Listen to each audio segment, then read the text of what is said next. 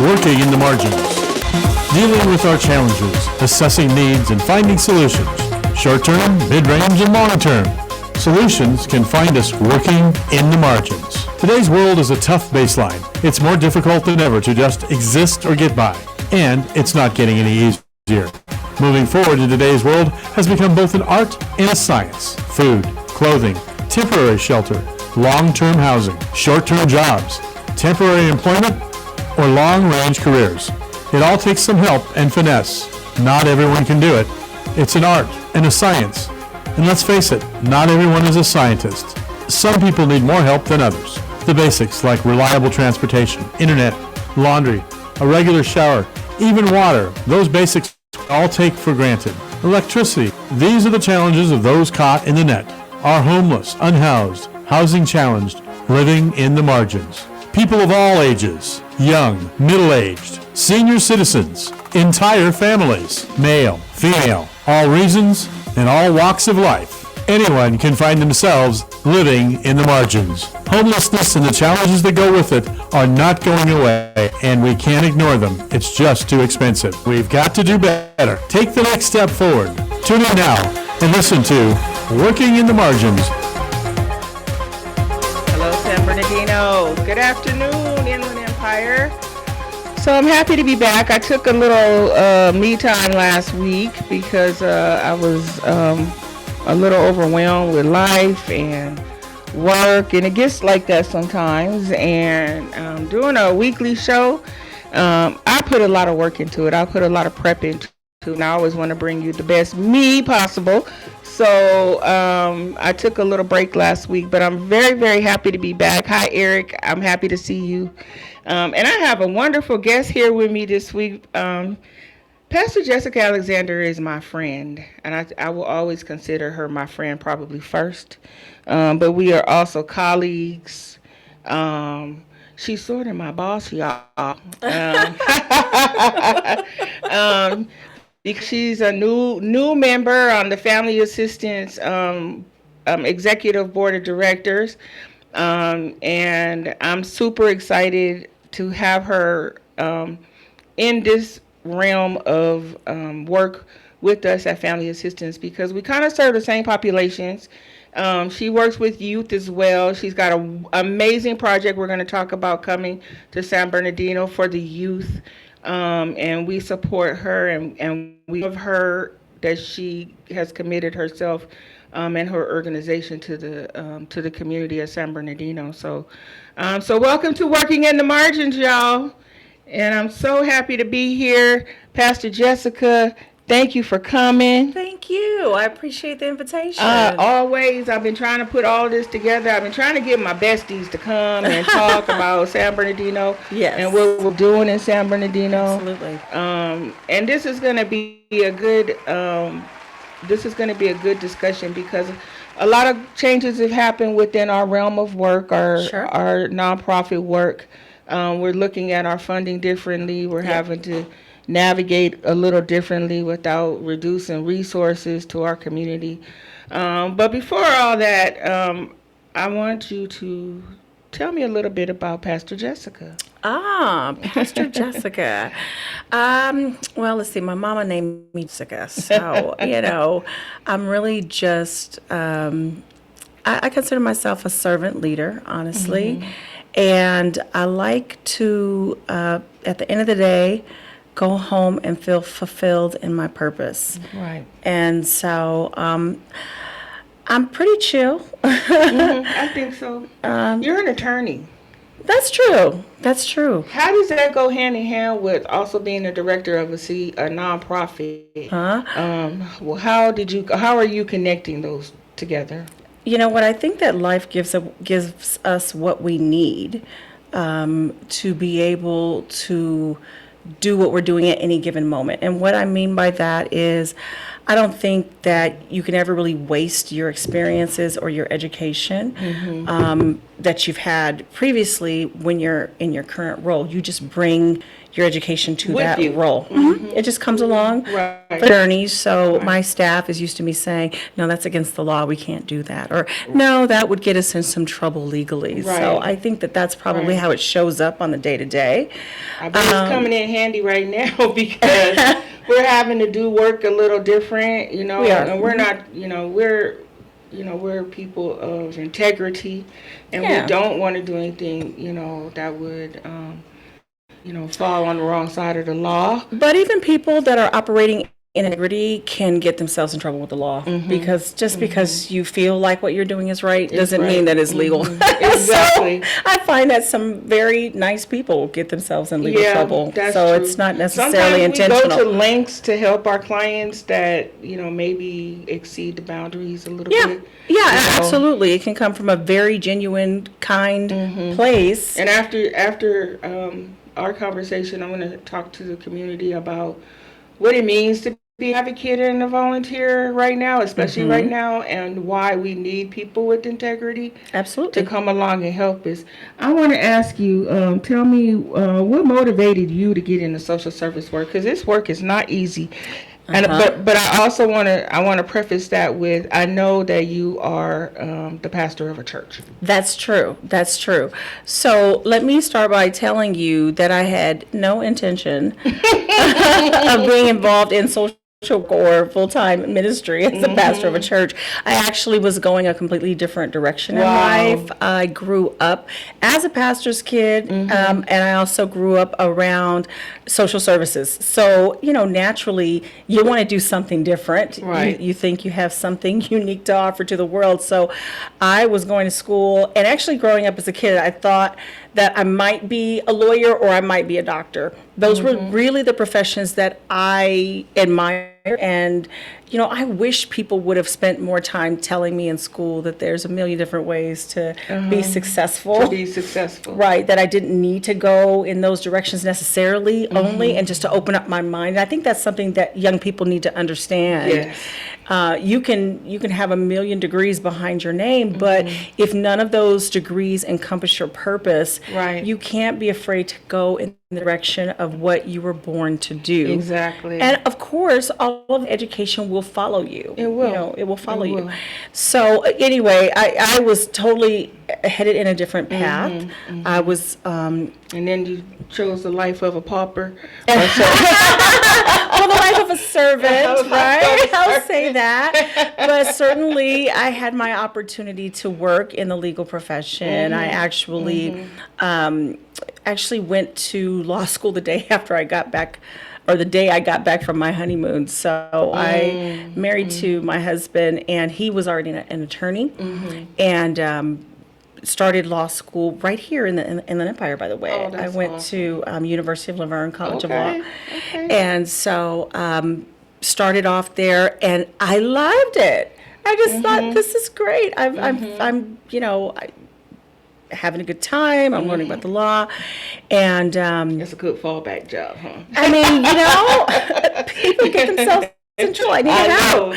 It's a way to help. You're always going to be needed because of social service work. You're always going to be around people who need you. So This is true, and it's the thing. and you don't not in have- a bad way. It's not Right. in a bad way. I often need to consult with. I have friends that are attorneys that give me their pro bono hours, and I'm like, okay, Sure. I have a client that's in this predicament. Tell me what's the fastest way to, So it's great to have somebody of a legal mind to be able to guide you. Sometimes, and your agency has a whole you, so that is awesome. It puts you in a different arena. Tell me what services does Operation Grace offer to our community, and what's the best way to engage our clients with your community? How do we refer them to you? Well, let me take you back. Operation Grace has been around since 1993, and the the goal of the organization, let me tell you, our first tagline, our first mission was helping people to help themselves. Yeah. That still is very much embedded into our culture as an organization. Our new motto is really guiding families in crisis to housing solutions. And, like you know, that. yeah, I mean, we're guiding you. We're not going to force you. And you're still in the driver's seat. I think Yeah. we still want people that come to us for services, even though they're in need, we still want them to feel empowered. We want them to feel like they're in the driver's seat. And what that looks like is you decide where you live. You know, we're going to come alongside you and try to support that choice. Right. You're going to decide what you do for employment, and you know, as many times as you need to switch to figure that out, that's fine. We're here to help you and support you as you make those life choices for your family. Right. And give you good, sound wisdom and advice from our experience. Right. So a lot of our staff have what we would call, you know, life experience or, you know, lived experience, with the things that we're helping our clients with. That's awesome. So they know How what it's important like. is that, Jessica, It's too? incredibly important because then the person that is helping you is not, you know that they're not coming from a weird power dynamic where they're Right. looking down on your circumstances. They understand that you are just having an episode of homelessness, but you are not a homeless person. You are experiencing define it. you. It doesn't Right. define you. And, Right. you know, especially now, you know, I don't know about you, but when we first started doing this work, the faces of homelessness looked very different than they do today. Yes. Right now, what we're seeing is people that are, you know, have full-time jobs. Yes. And they just had one episode, one encounter, one event that took up their entire world. Right. And it's humbling. Right. It's humbling because you're looking going, oh my goodness, you look like somebody I know. You look like my family member. You look like my Exactly. friend. And you are experiencing homelessness. So, yeah, having that experience and understanding what it's like to recover from it is inspiring, Yes, actually, it to the folks we I serve. find that a lot in the folks that we work with. We work with reentry folks Yes. and have people with lived experience. They Yeah. come on the show. I have them on the show regularly, and they communicate and can tap into certain understandings that ma'am. I have no idea how to. Now I wouldn't have any idea. Though I feel I am really, really educated and informed and have an experience in reentry because of family and Yes, things like that. sure. There's nothing like the knowledge of actually having been in that position. Yeah, but I bet that you will also have, you know, what you bring to it is the experience of a family member or Yes. friend going to it, and that's another experience too. Right. I always tell my Yeah. folks, I was like, I don't know if I can tell you how to do it, but I'm compassionate. I bring Yeah. my compassion for the people and for the work, and I feel like folks deserve second chances. Absolutely. Like, you know, our HT clients deserve to be protected. Yes. You know, so I bring the compassion, and I'm learning. A lot. You know, I like that you said we need to keep the young folks. We need to keep our minds open because we Yes. don't know. If I would have known, Jessica, that when I was in school at Jackson State, Mississippi, going to school, if I would have known then that I was going to do this, I would have took social work. Tell me about it. You know, You would have taken social work. I would have done social work. Okay, you know what I would have taken? Psychology. I took psychology. You though. did that. Yeah. I didn't. You know, I actually thought I was going, at some point, you had to choose a major. I hadn't decided a major. And my parents says, you're such a good teacher. You should really be a teacher. And I couldn't think of anything better at that time. People said you should. I was a writer. I was always a Yeah. writer and like journalism and debate and all that. So people were like, "Oh, you should major in English because then you could, writer." And then they said English, and I was like, "Oh, okay, I want to be an attorney." And they said, "Well, English is the best degree to study as an attorney because it's a lot of memorization." And I was like, "Oh, okay," but I ended up doing English and like a journalism, and if I would have known now. Well, I mean, would've you're sort done- of doing the journalism piece a bit. You're asking questions. Yeah, I fell into this backwards. No, I love it. I don't think love it's by it. accident, though. Again, nothing is do. wasted. No, You know, you bring all of you and your I education do. to whatever Yeah, you're doing. We do. We Yeah. do that. So this is Mother's Day weekend. Yes. And you're a mom, I know, and you have extraordinary children with advanced knowledge and education. Oh, thank you. And that takes a different kind of person to be able to navigate that with children and keep them grounded and steady, Social services, I think, is one of the fields that will allow you to bring children along for the journey. I was reading something my mom wrote the other day on Facebook, and she was talking about how she began the first leg of this Operation Grace, Grace Chapel journey, and she wrote something in there that said that she was working late nights, but she had made great relationships in the community, so that she had a running tab at one of the local restaurants. And my sister, who was just starting to drive, would go or take us to go get food at the restaurant. They would send the bill to my mom. And, we would often see our parents working late, writing grants, stocking shelves, volunteering, praying for people, and actually also renovating and flipping homes, which is something that, if you're going to house people, it'd be great to have a piece of property and some skills to, get that property. I'm blessed to know your mother and your sister. Yeah. And their colleagues as well. Absolutely. They have your sister has housing help. I was trying to navigate, and is it on? Oh, okay.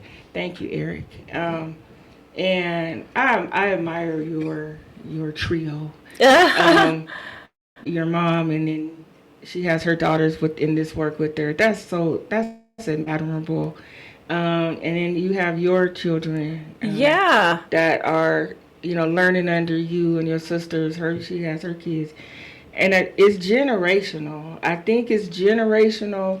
And it's important to keep this because this is where we come from. As African American women in functioning in the world, we know where our ancestors and with the work and everything, and it's always good to me when I hear that the kids are coming. We're teaching the kids. I think instilling that in them still. So true. I think we're instilling the values in them of service. Yes. Doesn't matter what field you get into, you can always give back to your community. Always. And there'll always be a social service angle, which, whether you're in health or, whatever, there's always a social service angle because people are always going to be in need. Always going to be in need. And it's good to know resources. Exactly. So, of course I tell my kids, go study and be who you were created to be. My oldest daughter's in medical school right now at Keck, and my twins are at Cal Poly, and they're studying different things, computer engineering for my son. My daughter is studying landscape architecture, and she loves it. And then the baby, who knows what she's going to do. Right. But I think the really cool thing is that they know when it's time to, give back and give their service and give their time as well, and how important that is. And how important it is. And I, I don't want to hinder them from what they're supposed to do, but I think instilling that is incredibly important. It is. I tell people, bring your kids. When you're out there serving food and all that, bring your kids. It is important. Absolutely. You want them to see. You also want them to see you doing it. So absolutely. This is big. We're gonna keep this conversation going. Thank you, community, for tuning in, and we'll be right back.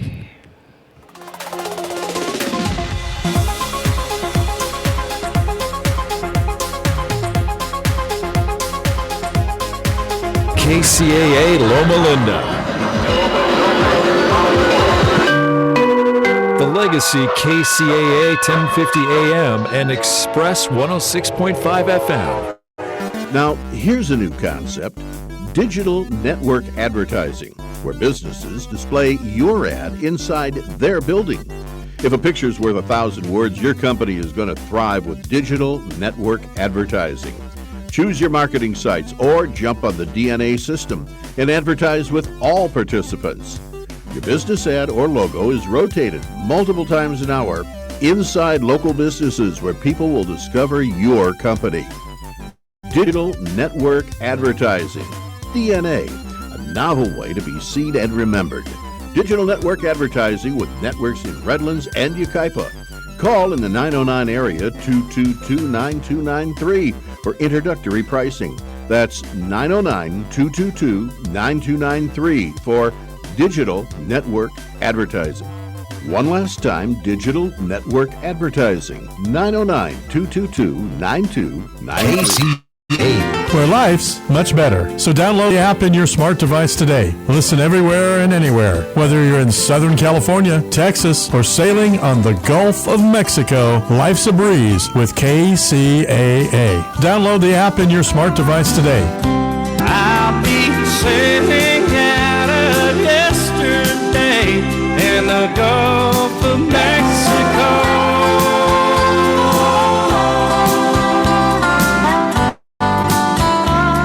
KCAA. KCAA.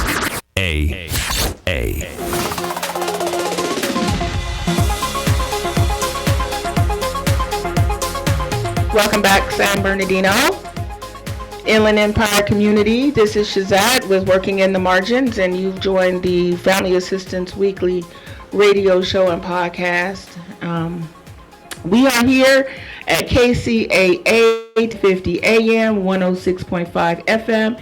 You can stream us on KCAA TV on YouTube, and you can listen at kcaaradio.com. So we come to you from the lovely media studios of Teamsters Local 1932, and we are happy to be right here downtown in the middle of our community, coming to you. So I'm coming back to a wonderful conversation. Y'all gonna be jealous. This is Pastor Jessica Alexander. She is the director of Operation Grace here in San Bernardino. So I know something. I don't know if the community knows. Some of the community knows, but you have a wonderful project going on right now, developing for our youth. I do. San Bernardino. Tell me about what's going on with that. I'll tell you about that, but first I have to tell you that I have two projects going on unintentionally at the same time. I want to know about them. Okay. I want to know because I want to know how we can support you. Okay, wonderful. So we are actually in the process of developing a wellness center for youth. And the wellness center project has been on my heart for years to do. Awesome. And we are under construction to do that. It's going to support youth in every way that we possibly can. Awesome. Shelter beds. We'll have some beds there, Okay. but the overall idea of the project is really not just shelter. Right. It's really the whole person. Whole person care. It really is. It's to support Yeah. them, to help navigate them to housing. Mental health, housing. Mental health, wellness, physical health. So there's places for them to work out and all that fun stuff. So we're just Awesome. excited about engaging to help youth. Yeah. And I have so admired the work of Family Assistance Program. Oh, And, awesome. Thank you you. guys are just like the go-to referral. Yeah. Right? We do a But lot. You do. Sometimes people say too much. We all have to do our part, whether big or Exactly, small. exactly. And so, of course, just watching you folks and what you've done is inspirational. And so we are underway with that project now, trying to keep the costs low, trying know. to avoid all the I know. the There's so spikes. much. Yeah, all the spikes Costs. in the road. There's so many Everything. changes and things going on. And then my second project is actually actually dear to my heart. It's called Marion's House of Healing, and so we actually are having a groundbreaking for that tomorrow. Okay. And it's a little house on the west side of San Bernardino that we are transforming to help folks that are coming out of the hospital, Okay. and also unhoused, that we can help them That's while they're awesome. recovering and navigate them to housing. And Okay.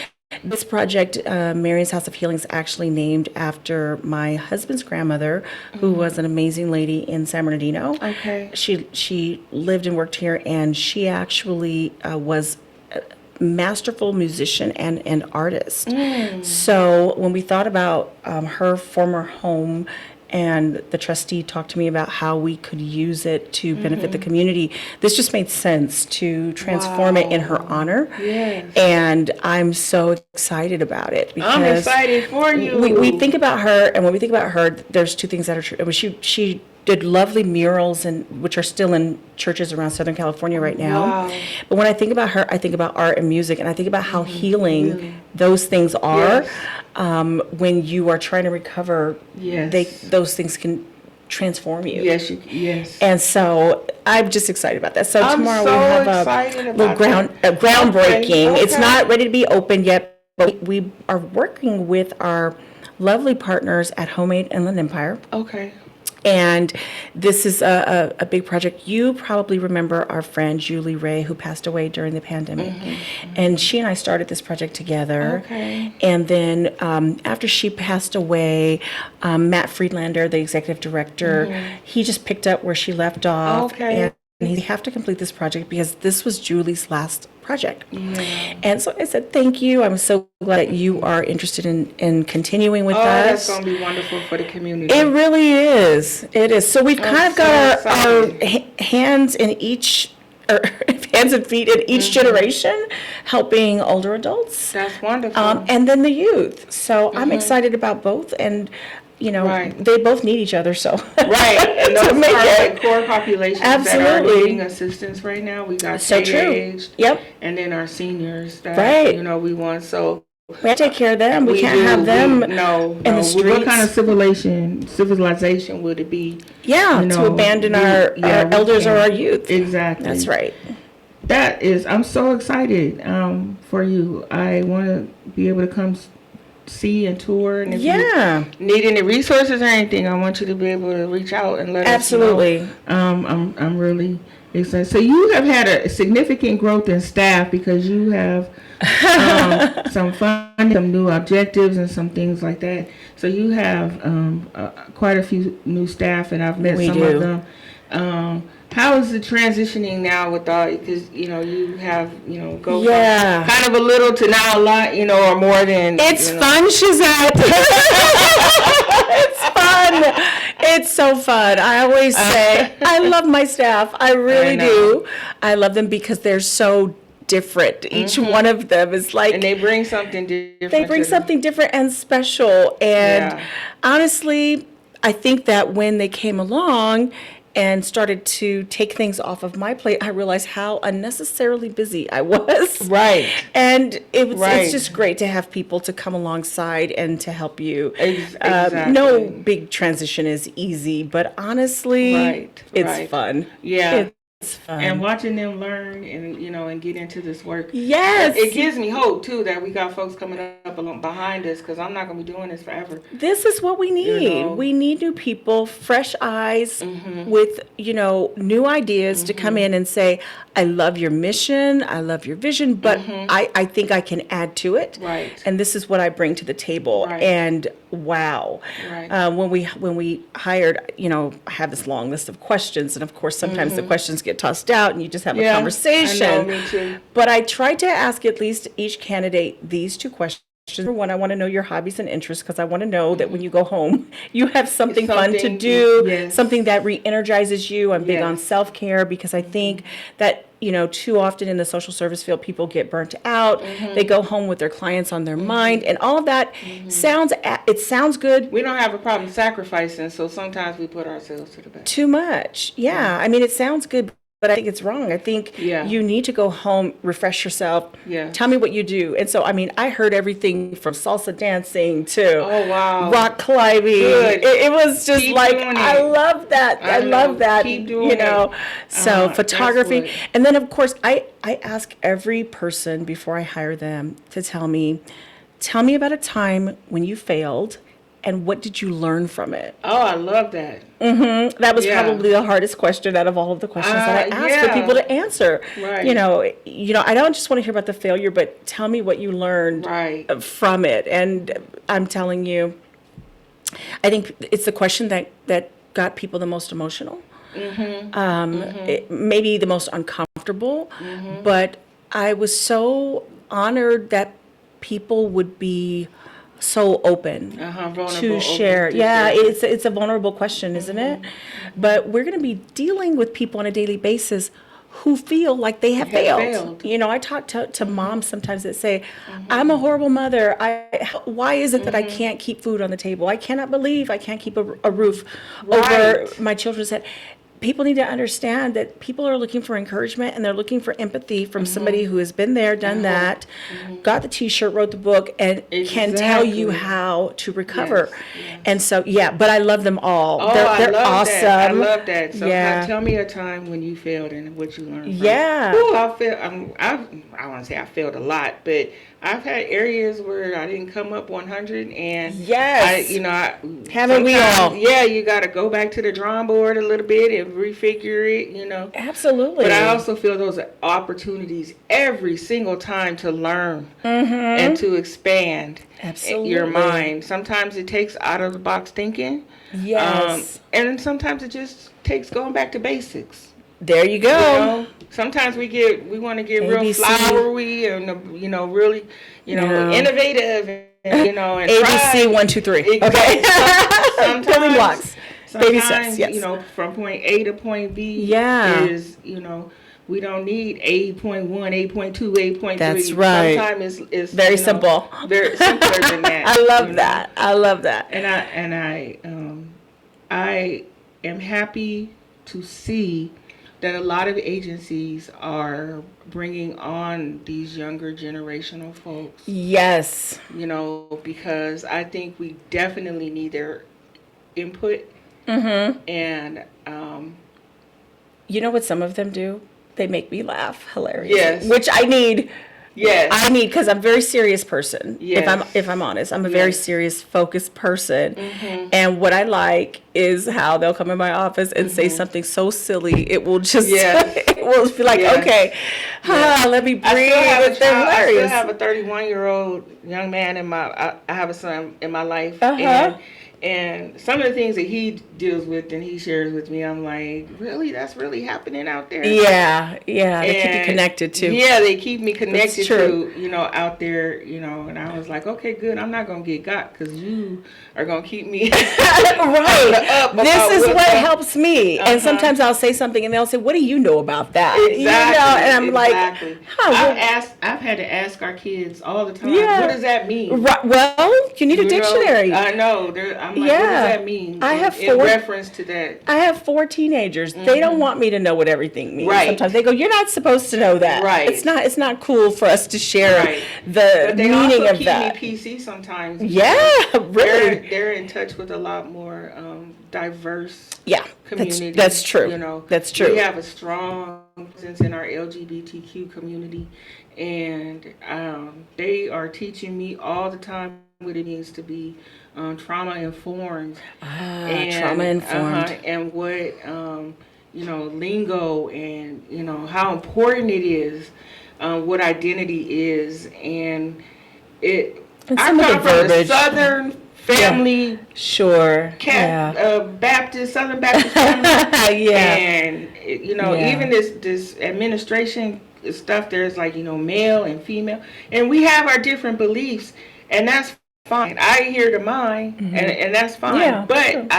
I work with people who have different systems of belief systems. And in order for them to trust you, Yes. and Yes. to I don't need to listen impose. to you. No, I yeah. need to listen. Yeah, listening is, I think, incredibly important in our field, because if we don't listen to the people we're serving, we're going to really miss what they need. What they need. And we'll miss an opportunity to be effective Right. in their lives. So you've come along. We do, we have the Youth Advisory Board, and you've come. I had Tyrese Crawford on not too long My ago. friend. Yes, I Yeah. love her. And we talked about, she went to a listening session Oh, yeah. with our kids about, they have this call out. They say, nothing for us without us. I've been to one Yeah, of those so listening I sessions. know I know It's- you've come to it's some of those yeah. listening sessions. I and, appreciate it. They let me in. I know Tyrese when I talked to her and some other folks about the last one that she went to, they were like, it was life changing.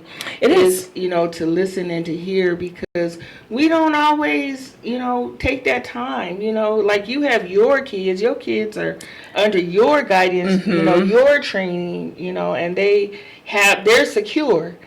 But Right. we have a lot of youth out there that don't have that. They coming from bad foster care. Yes. You know, and they don't believe anybody cares about them, about their input. Well, you know, first of all, I heard that when you go to these sessions, it'd be a good idea to take a young person with you. So Yes. I took my daughter Yes. with me. And when we went, you know, I was just kind of sitting in the front row, listening as they stood and boldly shared their lived experiences and what brought them to where they are now.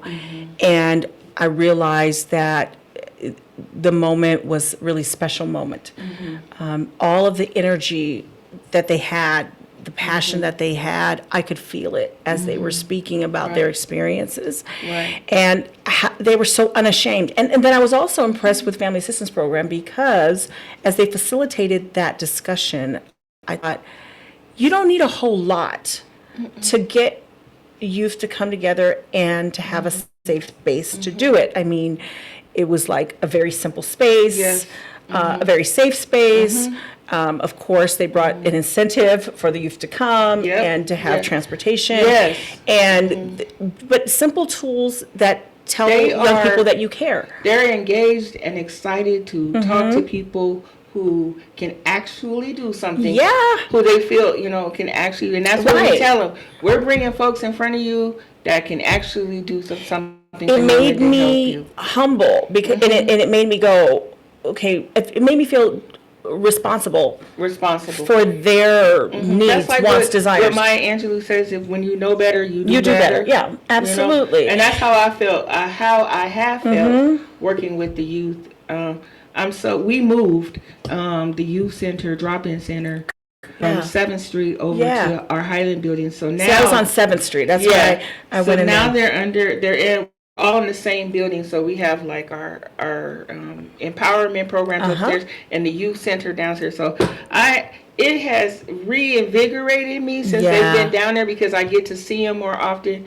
I can go down there when I need to touch base. I always learn something from them. Yes. I always learn something from them. I do too. And I'm like, man, I feel like, you know, I guess also like I feel like my kid at 31 is kind of old.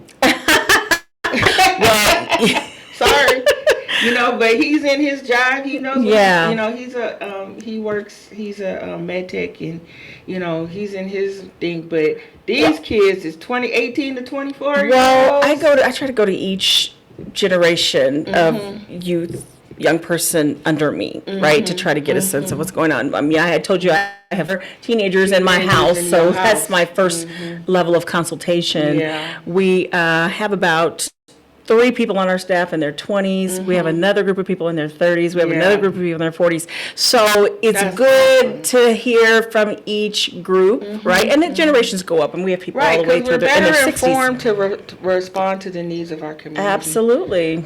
Are you needing volunteers, or how does your volunteer program? Do you take volunteers? Do you take folks that can come in or help you? You know, Do some you of teach my them, like the community? Sometimes, so we get community people. You Uh-huh. know, they get sympathetic to us, and you know, they're like, I want to come in, you know, to help. You know. yeah, you know what? I think it's important to have volunteers in any organization. Yes. Because they add their strength, their oomph to your cause. And we've always had volunteers. Yeah. We've always had volunteers. Especially, I was especially concerned about what COVID would do to our volunteerism because, it was difficult. You heard the government saying things like, if you're in this age category, you should stay home and not go out. Right. And at that time, we had a lot of older adult volunteers. Right. And I was concerned about their health and safety. And then we had youth volunteers step up at that time. And so we began to engage more with them. So, but now I think everybody who was a volunteer previously has been invited back. Our volunteers really step into action to help us to distribute food to the community. Oh, good. We have 2 different food distributions that we do. We Okay. do one in partnership with Community Action Partnership of San Bernardino County, and that's once a month on the 4th Tuesday of every month. Okay. And the Monday prior to that, our volunteers come in and package all of the food. Oh. And our volunteers work alongside our staff Yes. because as we are distributing food, we're also we have our community health workers out there talking to the people that come. The other thing is we have volunteers that come in every Wednesday, and they actually talk to the unhoused residents of our city that we realize were just passing by our building every day. Oh, wow. And we thought, do they really know? Can we engage? That we can help them. Do we know who they are? So we just kind of started this kind of sidewalk campaign, if you will, and to come outside, talk to our community and those that are unhoused. And so we have a roster of unhoused individuals that come to us, talk to us every week, because you have to have so many encounters Yes. to convince them. I'm talking about chronic, literal homeless people now, because a lot of the people that call our organizations are on the verge of homelessness, right? They're looking for homeless prevention. Homeless prevention, and we can help them too. But chronic homeless individuals, it's a different It is. situation. It is. So we started to do that every single Wednesday, giving not just resources but also food. So we have these lunch boxes that we provide to them. Wow. And that gets them to come, but we hope the That's resources. real homeless outreach. It is. And real so homeless outreach. we are out there and they can count on us. And we that's need them. We need folks out there. We have a lot absolutely. of folks. The city announced yesterday that they've cleared out all the parks in San Bernardino. San Bernardino see. City. They cleared out all the parks. And I was like, okay, that's great. But I bet I can take you to 5 or 6 or 10 places where they have relocated to. Sure. Yeah. And I think that's the issue, right? Yeah, If we yeah. clear them out, Where are they where going? where did they go or Where where did are they they go? going? Because these people Yeah. have names And and, we're they right have on- stories and On they're Highland with yeah. next to Paris Hill Park. And I see the reasoning. I've seen families in the park with kids now. We did that, the park. Well, there are 2 sides to that issue. There's 2 sides You know, the to it one is always. that, there's the parks are for all of us to use, right? I remember going to those. I grew up in San Bernardino. So I went to those parks with my mom. I enjoyed myself. My sisters were playing on the know. playground. At that time, we didn't have the Right, population the of population like we unhoused do right individuals living in the park. So when I saw that initially, I was like, whoa. Whoa, what's going on? So I get the outcry community, from the yes, from the community community. that says, I can't, this is not Yeah. safe. At the same time, strategically, I think we're starting from behind. Yes. Because we took too long to acknowledge, Exactly. collectively acknowledge. Now we're all, we can I see think the we're on problem. the same page now. There were some that were, they got it, and they started doing what they could from Right. the political lens that and from the social service lens, but not everybody was really there. Right. And so as a community, we're behind. We're coming Yeah, from we behind are. on this We issue. are. We have to acknowledge that. We do, and Yeah. we need to understand how important our outreach teams are. 100%. And they're not just out there to give toiletry bags. Nope. And, Nope. we need people There's to a method. actually Yeah. feel like that they can go into some of these encampments and actually offer services. And it's going to take more than once. Absolutely, it will. It's Yeah. going to take more than once. But we find so many folks that we can actually serve in these encampments. Well, you remember back in the day, it would be code enforcement or the police department that would go out and handle these calls. And now almost every city Has has some a type of homeless outreach, outreach team or homeless Yeah, solutions right. department. Yeah. because important we that realize, we keep, yeah. that we also keep the nonprofits. I love that, some law enforcement, they do Mm-hmm. it right and they want to help and they do it right. But you still have some old school folks and they're just like, hey, we just gonna move them along, Yeah, and I think, to their credit, I think law enforcement is learning. they're learning. But what I'm seeing is they're learning from the nonprofits. Nonprofits, yes. What's worked for us. Yes. Because we have been, as nonprofit organizations in this city and county, we have been some of the most consistent entities serving this population. We cannot do it alone. No. So when you have a stall in government, back in the day that was just like, yeah, it's not my problem, then, of course, it's going to Absolutely. be harder on us. That's a very heavy lift. And it's a lift that all of us have to take on. Yes, Right? We together. see health has taken it on. Yeah. You know, We can't work in nonprofit, silos. government. We have to work Absolutely. together. We're going to find out how, I feel, we are going to find out how much we have to work together. Absolutely. Yeah. Bridge services, bridge funding, how much we need to be collaborating Yeah. to make sure we cover, because if you don't have it at Operation Grace, maybe we have it at Family Assistance Program. We have Hire, we have Proud, we have different, grants that serve different populations. So, and it's the same, like we work with a lot of agencies, but we need to find out how we can make those collaborations stronger, bring them together, so that maybe some of your healthcare money can help our clients, and some of our reentry money can help your clients. Absolutely. That come in, And that's so important. And I'm glad that you said that, back in the day, and this is when I first kind of got out of my organizational zone and started working more collaboratively with agencies throughout the county. What I learned is that there was a trust gap. We didn't really trust each other. I mean, number one, That's we're just all getting better it is recently in 5 years. but I think it's because we were all in such a competition with each other, because Yes. there was not enough resources Right. being put to the problem. Right. When there are an appropriate amount of resources that have been when it is released, well funded.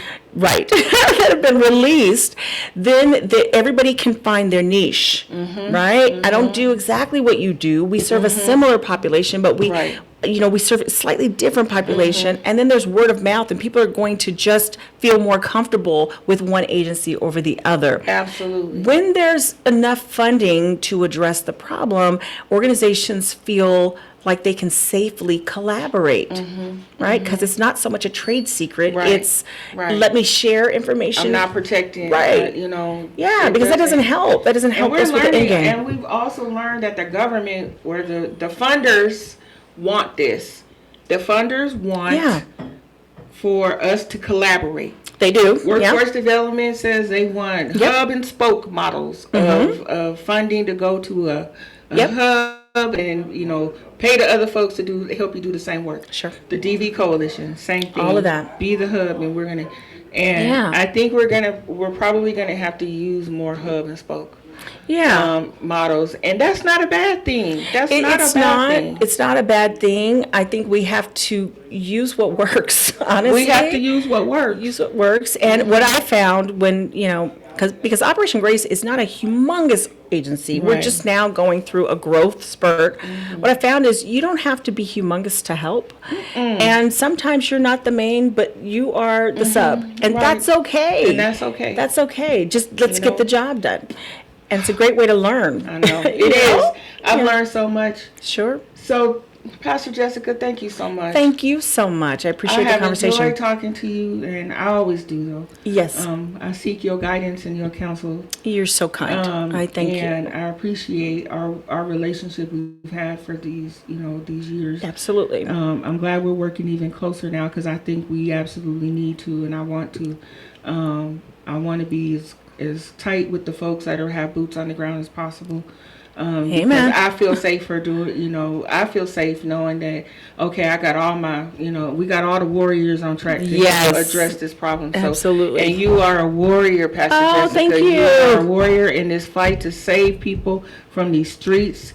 And I very much happy Mother's Day to you. Happy Mother's Day to you. And to your mom and to your sister. Yeah. So we're gonna wrap up. Eric is giving me the peace sign, which means I got 2 minutes. So community, I just want to say thank you again for tuning in. I really appreciate you viewers keeping this show going and sharing resources. Folks tell me, oh, I saw this on your show, and I was able to share that resource. So thank you, community. I'm going to post, again, I'll post all the resources that we talk about. I'll send a link on my hashtag working in the margins with Z. And I'll tag Operation Grace so you can you'll know what they do, and if you need Thank assistance. And again, thank you. It's been my pleasure, and I will see you next week.